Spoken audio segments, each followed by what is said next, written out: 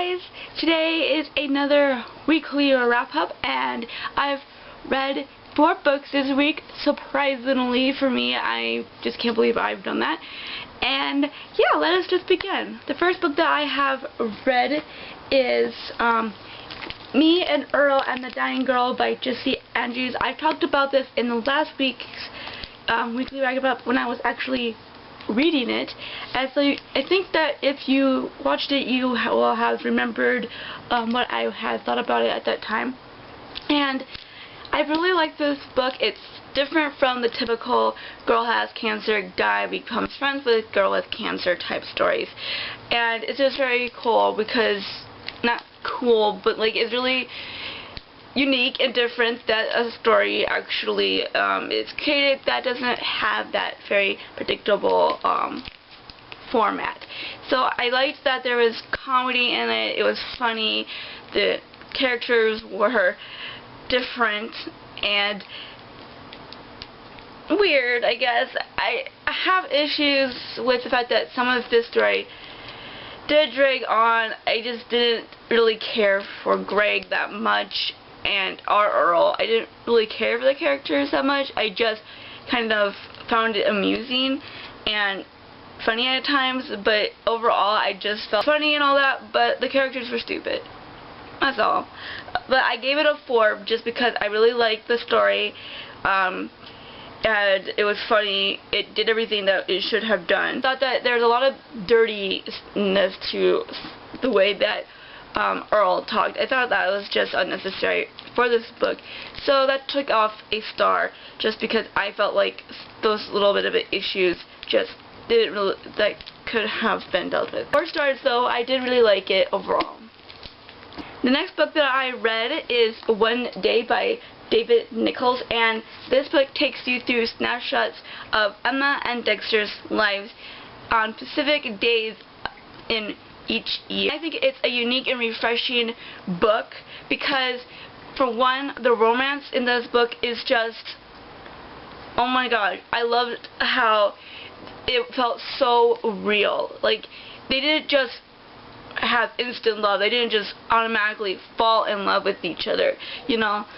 She had a crush on him from the very beginning, sure, but it wasn't like that. It began with them having a friendship, and then it grew and became they became like really best friends, and then it grew to something more than just being friends, and it was slow building.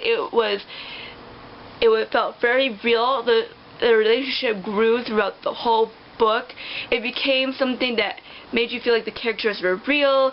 You felt the story was wonderfully built into this people's relationships, and then the shocking ending. Oh my gosh. Even though I knew what the ending was from the very beginning because I watched the movie, I just felt like so sad because these people, I mean, oh my gosh, they went through hell to get to the point that they were ready for a relationship.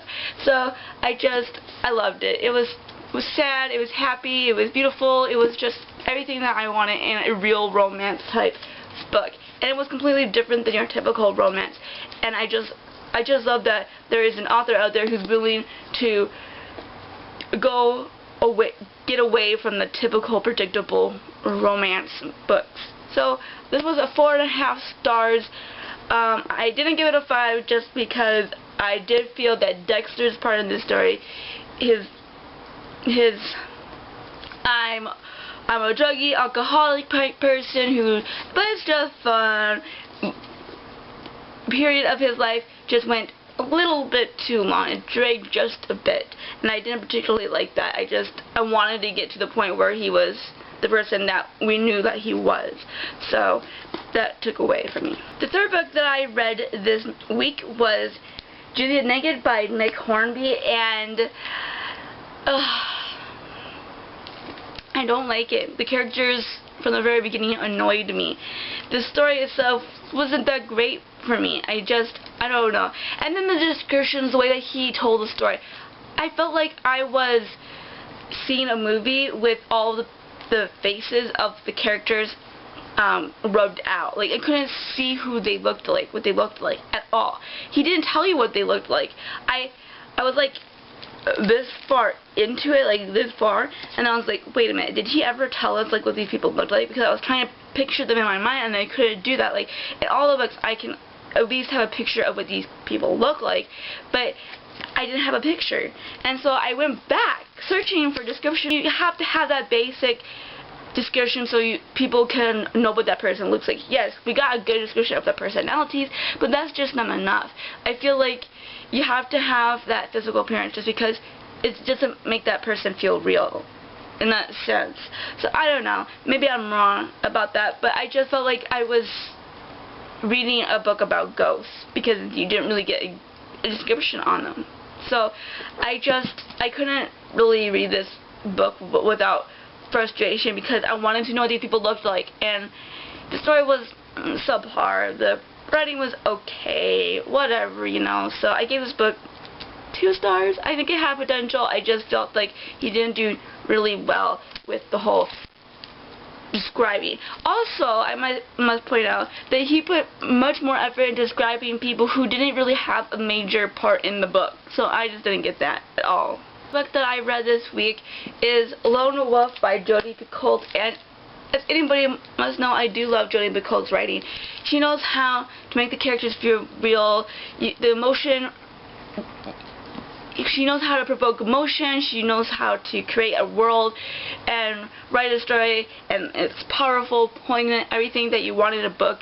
But her stories are predictable in the sense that you have the conflict that leads them to court, and the court leads them to some big realization, big secret being pulled out of the hat, and it makes everything go wild, and then it kind of helps to, you know, create an ending for the story, and it's just so predictable. And so I started reading this book, and then I was like, wait a minute, this is just another predictable story with some differences and some really cool facts in the middle of it. And I love the facts, and I love that she used wolves as a way to describe what was going on between these people and all that stuff. But I just found myself dragging my feet through this book just because it was so predictable. And I love her writing, and I will always reread any of the books I own of her, but I just found myself saying, no, I can't read this book. I just wish that she would do something different. And that does not count with her story with her daughter Samantha. I'm sorry, because that's mainly her daughter's book, not hers.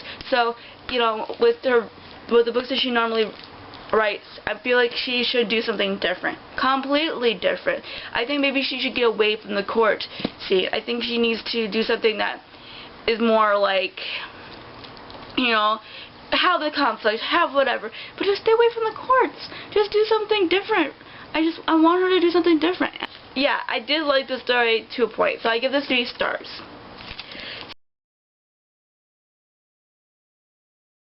That is it for me. Tell me if you've read any of the books I have shown you guys today, and tell me what you're currently reading. And yeah, I will see you in the next one. Bye!